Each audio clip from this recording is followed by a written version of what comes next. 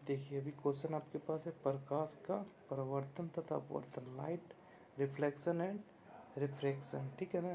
प्रकाश का परावर्तन सभी हम आप लोगों को बता रहे हैं, ठीक है। अभी क्वेश्चन हमारे पास क्या है, देखो जरा।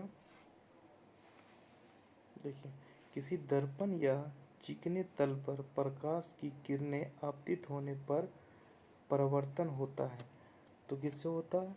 तो हमारा ए ऑप्शन बिल्कुल राइट आंसर, ठीक है बच्चे।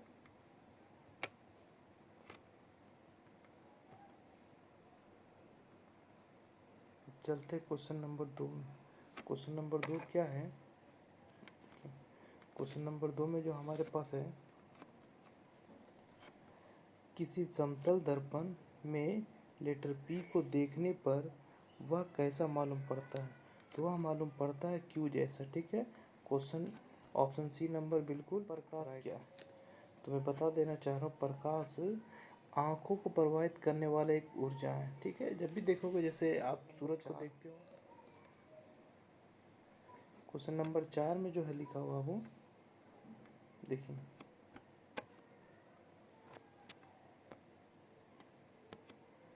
समतल दर्पण द्वारा बना प्रतिबिंब सदा आभासी और सीधा होता है, ठीक है। क्या होता है? सदा आभासी और सीधा होता है, ठीक है ना। तो ऑप्शन नंबर बी बिल्कुल राइट है आंसर, ठीक है बच्चे। अब चलते क्वेश्चन नंबर 5। क्वेश्चन नंबर 5 में जो बोला जा रहा है, समतल दर्पण में किस प्रकार के प्रतिबिंब बनते हैं?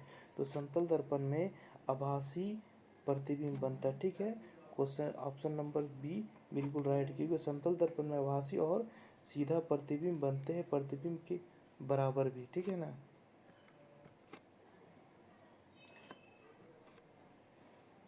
क्वेश्चन नंबर 6 में क्या बोल रहा है? प्रकाश की किरणों के सरल रैखिक गमन का अनुप्रयोग है, तो किसका अनुप्रयोग है? ए भी है सूर्य ग्रह में भी, और बी में भी है चांद ग्रह, तो ऑप्शन नंबर डी बिल्कुल राइट है, ठीक है ना। ए और बी दोनों ऑप्शन सही है आपका।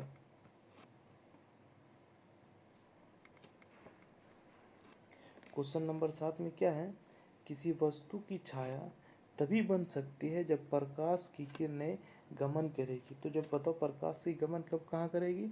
जब प्रकाश की किरणें सीधी जब गमन करेगी, तभी वस्तु की किरणें मतलब छाया तभी बन सकती है, ठीक है ना। जैसे आप खड़े हो, ठीक है, जैसे यहाँ पे कोई व्यक्ति है, ठीक है, और यहाँ पे सूरज है, तो ये सूरज यहाँ लगेगा तो इसका छाया यहाँ आएगा कि नहीं? तो तभी सीधा जब सूरज लगेगा तभी छाया रहेगा। आगे अगर इसके ऊपर लगेगा तो ये सीधा सीधी बन जाएगा, इसमें कोई छाया नहीं बनेगा। जब यहाँ से आएगा तभी छाया बन जाएगा ना।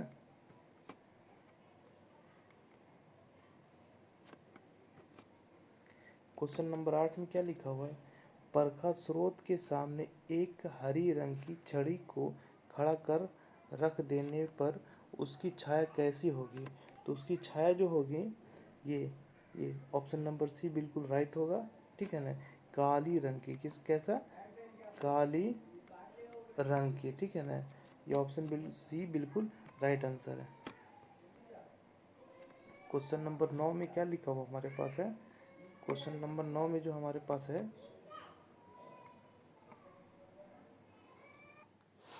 क्वेश्चन नंबर 9 में क्या लिखा हुआ है? किसी प्रकाश स्रोत के सामने एक रुकावट रख देने पर बनती है छाया भी बनती है और उपछाया भी बनती है। तो ऑप्शन डी बिल्कुल राइट है, ए और बी दोनों आपका बनता है, ठीक है ना। तो ऑप्शन नंबर डी बिल्कुल राइट आंसर है। क्वेश्चन नंबर 10 में क्या बोल रहा है? प्रकाश स्रोत के सामने एक गेंद को रखने पर उसकी छाया कैसी बनती है? तो उसकी छाया बता दे रहे हैं, वृत्तकार बनती है। ऑप्शन बी नंबर बिल्कुल राइट है, ठीक है बच्चे। 11 नंबर क्या है? दृष्टि के भौतिक अनुभूति को कहा जाता है, तो क्या कहा जाता है? ध्वनि कहा जाता है, ठीक है। ऑप्शन बी नंबर बिल्कुल राइट है आंसर बाबू। क्वेश्चन क्या बोला जा रहा है हमारे पास है? प्रकाश एक रूप, तो प्रकाश एक रूप क्या है? तो ऊर्जा का, ठीक है। किसका? प्रकाश एक रूप, प्रकाश एक रूप ऊर्जा का, ठीक है। तो ऑप्शन बी बिल्कुल राइट है आंसर। ठीक है बच्चे, अब चलते क्वेश्चन नंबर 13।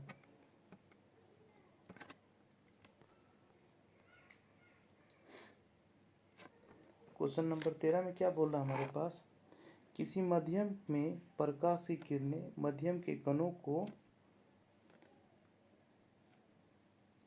गर्म करती हैं, प्रकाशित करती हैं, माध्यम के कणों में गति प्रदान करती हैं।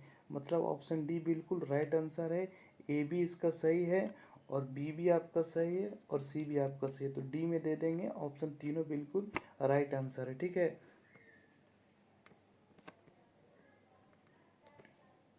14 नंबर क्वेश्चन क्या बोल रहा है हमारे पास, देखो 14 नंबर है, प्रकाश किस ऊर्जा का रूप है।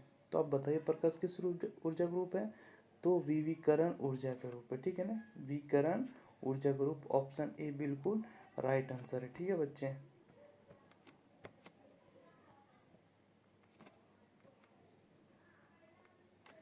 15 नंबर का क्वेश्चन क्या दिया हुआ है, 15 नंबर का क्वेश्चन, प्रकाश तरंगे किस प्रकार की रंगे होती है। तो प्रकाश तरंगे किस प्रकार के रंगे होते हैं, तो अभी मैं बता दे रहा हूँ।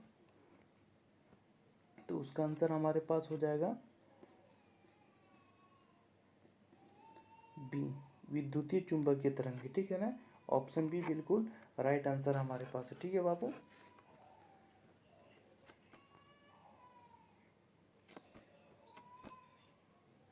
क्वेश्चन नंबर 16 में क्या लिखा हुआ, प्रकाश तरंगों के गमन के लिए किस प्रकार के माध्यम की आवश्यकता होती है। तो हम बता दे रहे हैं, ऑप्शन बी बिल्कुल राइट आंसर, किसी प्रकार के माध्यम नहीं होती है। ठीक है ना, ऑप्शन बी बिल्कुल राइट आंसर है बच्चे।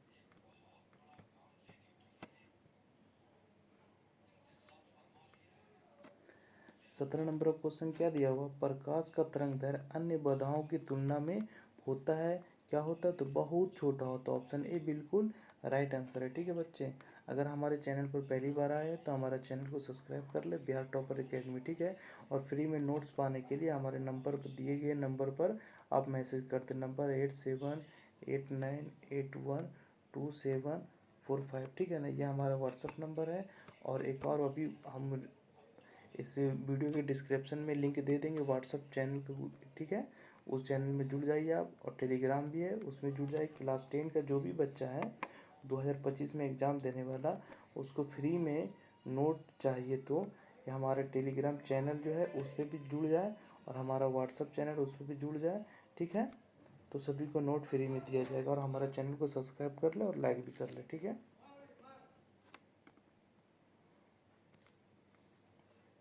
क्वेश्चन नंबर 18 में क्या बोल रहा हमारे पास, प्रकाश किरणें प्रकाश का बिंदु पथ है। ठीक है ना, प्रकाश किरणें प्रकाश का बिंदु पथ है, ऑप्शन ए बिल्कुल राइट है। बोल रहा हमारे पास क्वेश्चन नंबर 19 में दिया हुआ, किरणें के समूह को क्या कहा जाता है। तो मैं बता दे रहा हूँ, किरणें के समूह को किरण पुंज भी कहा जाता है, प्रकाश पुंज भी कहा जाता है। मतलब ऑप्शन सी बिल्कुल राइट आंसर है। सी मतलब ए भी आंसर हो जाएगा और बी भी आंसर, तो सी में क्या दिया, दोनों ए और बी दोनों आपका राइट आंसर है। ठीक है,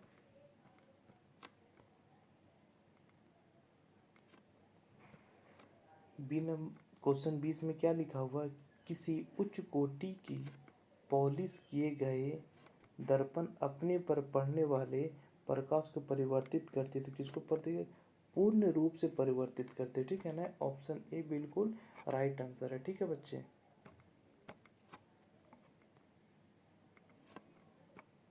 क्वेश्चन नंबर 21 में क्या लिखा हुआ है, तेल लगा कागज होता है। तो तेल लगा कागज होता है पारभासक कागज। ठीक है ना, कैसा होता है, ऑप्शन सी बिल्कुल राइट है, पारभासक होता है। ठीक है, ऑप्शन सी बिल्कुल राइट आंसर है।